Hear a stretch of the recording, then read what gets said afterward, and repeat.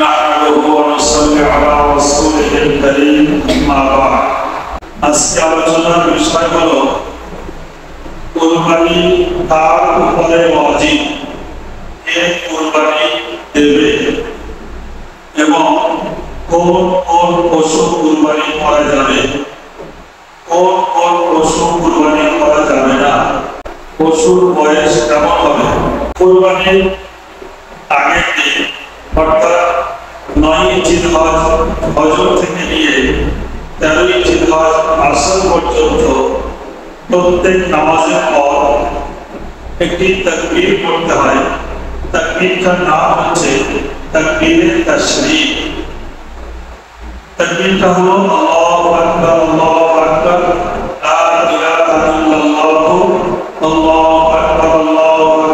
ওয়ালিল্লাহিল হামদ নারী পুরুষ উভয় পড়া ওয়াজিব একবার পড়া ওয়াজিব তিনবার পড়া মুস্তাহাব মেয়েরা আস্তে আওয়াজে ছেলেরা একটু উচ্চ আওয়াজে পড়বে 9 জিলহজ ঈদের আগের দিন যেটাকে ইয়াউমু আরাফা আরাফার দিন বলা হয় ঈদের আগের দিন 9 জিলহজ রোজা রাখার সম্পর্কে মুসলিম শরীফের 1162 নম্বর হাদিসে মহানবী সাল্লাল্লাহু আলাইহি ওয়াসাল্লাম বলেন সিয়ামু ইয়াউমি আরাফা আরাফার দিন 9 জিলহজ ঈদের আগের দিন রোজা রাখা আহতাসিবু আলাল্লাহ আমি আল্লাহর কাছে এটা দৃঢ় বিশ্বাস রাখি ধারণা রাখি আইয়ুকাফিরা সানাতাল্লাতী ক্বাবলা ওয়া বা'দা যে ব্যক্তি রোজা রাখবে আল্লাহ তাআলা তার পূর্বের 1 বছরের সগীরা গুনাহ এবং আগামীতে 1 বছরের সগীরা গুনাহকে আল্লাহ maaf করে দেন বলেন সুবহানাল্লাহ এবার আসুন কুরবানি কার উপর ওয়াজিব কে কুরবানি দেবে প্রত্যেক মুসলিম অর্থাৎ কুরবানি দেওয়ার জন্য 1 নম্বর শর্ত হচ্ছে মুসলিম হতে হবে আল্লাহকে বিশ্বাস করতে वाला হতে হবে 2 নম্বর আকিল অর্থাৎ বিবেক সম্পন্ন হতে হবে কারণ যদি ব্রেন খারাপ হয় মাথা খারাপ হয়ে যায় পাগল হয়ে যায় তারপরে কুরবানি ওয়াজিব নয় 3 নম্বর বালিগ হতে হবে প্রাপ্ত বয়স্ক হতে হবে যদি কোনো বাচ্চা শিশুর সম্পদ থাকে তার উপরে কুরবানি ওয়াজিব হবে না মুকিম হতে হবে অর্থাৎ কুরবানির 3 দিন যদি কেউ সফরে থাকে 48 মাইল বা 84 কিলোমিটার দূরে থাকে তাহলে তার উপরে কুরবানি ওয়াজিব নয় মুসাফিরের উপরে কুরবানি ওয়াজিব নয় তবে কোন মুসাফির যদি জিলহজ মাসের 12 তারিখে সূর্য ডোবার আগে বাড়িতে পৌঁছে যায় তাহলে তার উপরে কুরবানি দেওয়া ওয়াজিব এবং কুরবানি দাতা মালিকানায় তার কাছে বর্তমান 55,225 টাকা 52.5 তোলা রূপার দাম সোনা রূপা ক্যাশ ব্যাংক ব্যালেন্স সব মিলিয়ে যদি ঈদের পরের দিন তারপরের দিন কারোর কাছে এই অর্থটা থাকে তাহলে তার উপরে কুরবানি করা ওয়াজিব হয়ে যায় মহিলাদের কুরবানির ব্যাপারে বলা হচ্ছে যেমন ভাবে পুরুষদের উপরে কুরবানি ওয়াজিব ঠিক তেমনি ভাবে মহিলাদের উপরেও কুরবানি ওয়াজিব যদি কোনো মহিলার নিজস্ব সম্পদ থাকে 55,000 টাকার মতো তাহলে সেই মহিলার নামে কুরবানি দেওয়া এটাও ওয়াজিব মনে করুন কোন মহিলা তার বাপের বাড়ির সম্পদ পেয়েছে বা সে জমিয়েছে তার নিজস্ব কোনো সম্পদ যদি থাকে তাহলে সেই মহিলার উপরেও কুরবানি দেওয়া এটা ওয়াজিব ঋণ নিয়ে ধার নিয়ে কুরবানি খরচ বা ধার বা ঋণ নিয়ে কুরবানি দেওয়া এটা উচিত নয় মৃত ব্যক্তির নামে কুরবানি আবু দাউদ শরীফের একটি হাদিস আন হানাস রাদিয়াল্লাহু তাআলা আনহু আন্নাহু ক্বাল হযরত আনাস রাদিয়াল্লাহু তাআলা আনহু বলেন রাআইতু আলিয়ান ইউযহি বিকাবশাইনি আমি হযরত আলী রাদিয়াল্লাহু তাআলা আনহুকে দেখলাম তিনি দুইটি দুম্বা কুরবানি করছেন ফাকুলতু মা হাযা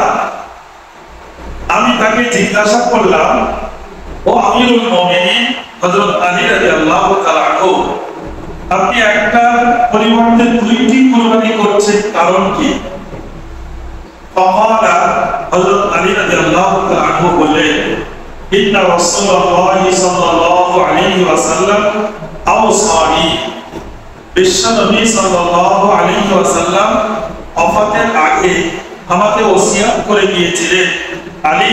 আমার ওফাতের পর তুমি আমার পক্ষ থেকে একটা কুরবানি দেবে আনা উযহিয়া আনহু একটা কুরবানি নবীজির পক্ষ থেকে দিলাম ওয়া ফাআনা উযহি আলাইহি আরেকটা কুরবানি আমার পক্ষ থেকে দিলাম তাহলে এই হাদিস দ্বারা পরিষ্কার বোঝা গেল কোন মানুষ মারা গেলে ওফাত হয়ে গেলে তার সন্তানদের পক্ষ থেকে যদি তার পিতামাতার সওয়াব পৌঁছানোর উদ্দেশ্যে কুরবানি দিতে চায় এটা দিতে পারবে জায়েজ আছে তবে মনে রাখতে হবে যে আসল মালিক কুরবানি যে আসল দাতা যার উপরে কুরবানি ওয়াজিব তার নামটা অবশ্যই থাকতে হবে অনেক দেখা যায় অনেক দাতা বলে প্রতি বছর তো আমার নাম দেওয়া হয় এবছরে জীবিতদের নাম না দিয়ে সব মৃতদের নাম দাও তাহলে কিন্তু কুরবানিটা ওই বছর কুরবানিটা নফল হয়ে যাবে তাদের কুরবানির ওয়াজিবটা আদায় হবে এইজন্য যে মালিক সাহেবে নিসাব যার উপরে কুরবানি ওয়াজিব তার নাম দিয়ে যদি বাকি ব্যালেন্স কোনো শেয়ার বাকি থাকে মৃতদের নামে দেওয়া যাবে নবীজির নামে দেওয়া উচিত একটা শেয়ার যদি বেশি থাকে নবীজির নামে আর একটা শেয়ার বেশি থাকলে আব্বাজির নামে আম্মাজির নামে দাদাজির নামে নিজের আপনজন প্রিয়জনদের নামে দেওয়া যাবে শেয়ারের কুরবানি বড় পশু যেমন গরু ষাঁড় হোক বা গাই হোক ভেঁস মহিষ মানে পুরুষ লিঙ্গ হোক বা স্ত্রী লিঙ্গ হোক উট নারী পুরুষ এই তিন ধরনের পশুতে 1 থেকে 7 জন পর্যন্ত অংশগ্রহণ করতে পারে অর্থাৎ একটা গরুতে একটা মহিষে একটা উটে 1 জন দিতে পারে 2 জন দিতে পারে 4 জন দিতে পারে 6 জন দিতে পারে 7 জন দিতে পারে এটা জায়েজ আছে তবে একটা গরুতে যদি কেউ 2 জন শেয়ার নেয় 2 জন মিলে একটা গরু কুরবানি দেওয়ার নিয়ত করেছে তাদের খেয়াল রাখতে হবে যে 3টে করে নাম একজনের 3টে নাম দেবে আরেকজনের 3টে নাম দেবে এই মোট 6টা নাম দিয়ে কুরবানি করবে 7 নম্বর নামটা বাদ দেবে কেন 7 নম্বর যে অংশটা এই অংশে 1 নম্বর ব্যক্তিরও শেয়ার আছে আর 2 নম্বর ব্যক্তিরও শেয়ার এই 7 নম্বর অংশে আছে আর একটা শেয়ার অর্ধেক অর্ধেক করা যায় এই জন্য 7 নম্বর শেয়ারটা যদি কেউ মানে 2 জন 3 জন করে শেয়ার দেয় তাহলে সে বাদ দিয়ে দেয় কোন পশু কুরবানি করা যায় উট গরু দুম্বা ছাগল ভেড়া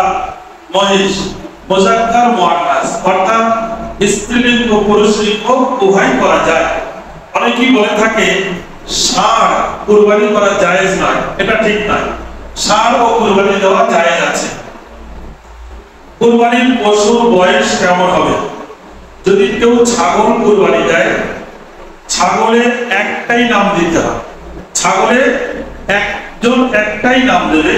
আর ছাগলের বয়স হতে হবে 1 বছর যদি 1 বছরের 1 দিন কম হয় তাহলে সেটা কুরবানি বৈধ হবে না আর 2 নম্বর গরু মহিষ এদের বয়স হতে হবে 2 বছর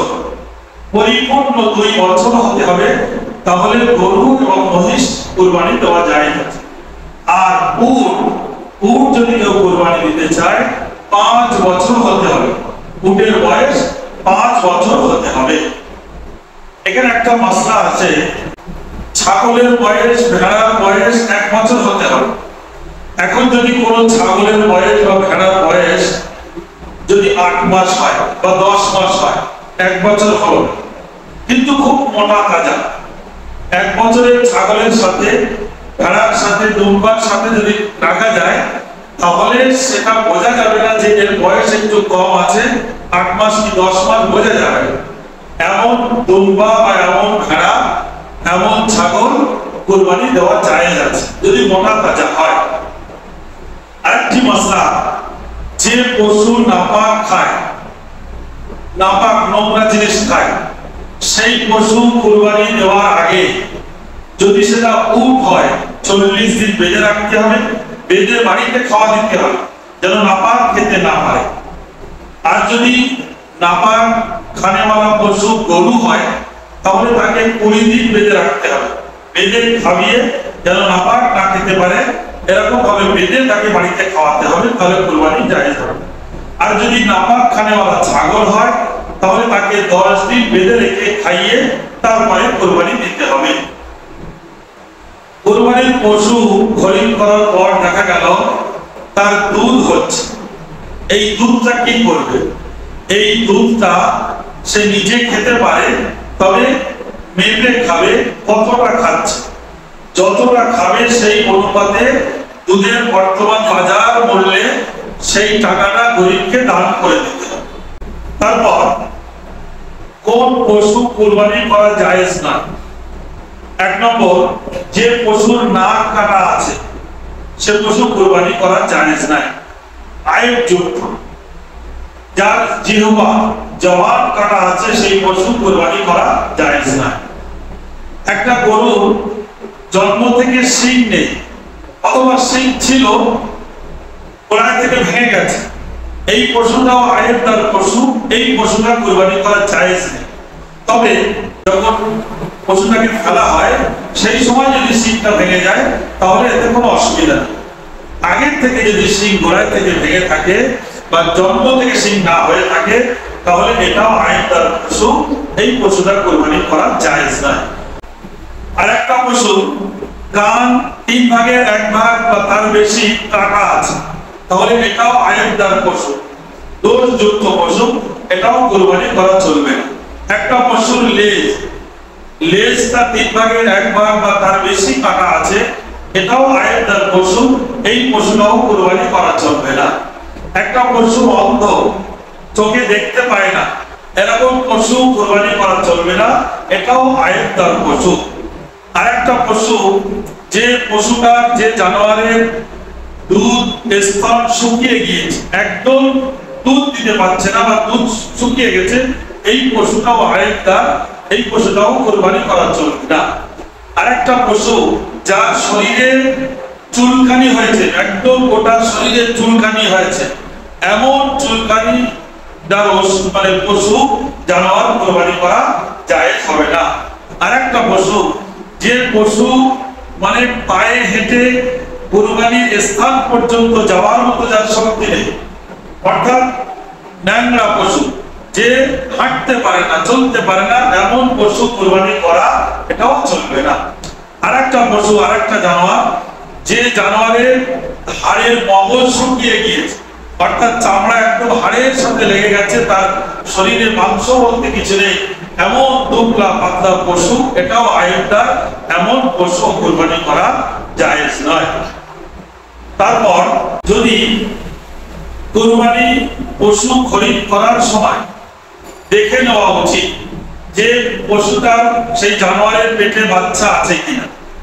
যদি বাচ্চা জানা যায় যে বাচ্চা আছে, তাহলে জেনে বুঝে সেই পশু কুরবানি দেওয়া এটা মাকরুহ, না দেওয়াটা উত্তম। যদি জানা না যায়, দেখা যাচ্ছে কুরবানি দেওয়া হলো, কুরবানি দেওয়ার পর দেখা গেল তার পেটে বাচ্চা আছে, মাসলা হলো ওই বাচ্চাটা যদি জীবিত থাকে তাহলে বাচ্চাটাকে জবাহ করে তার গোশত খাওয়া যাবে, আর যদি মৃত হয়ে যায় তাহলে সেই পশু, সেই বাচ্চার গোশত খাওয়া যাবে না, তাকে গর্ত করে পুঁতে দিতে হবে। আর যদি কারো সেই বাচ্চার গোশত খাওয়াটা রুচি না হয়, তাহলে তাকে জবাহ করে এক জায়গায় পুঁতে দেব। আজকে এই পর্যন্ত কি করছি, আলহামদুলিল্লাহি রাব্বিল আলামিন। আসসালামু আলাইকুম ওয়া রাহমাতুল্লাহি ওয়া বারাকাতুহু।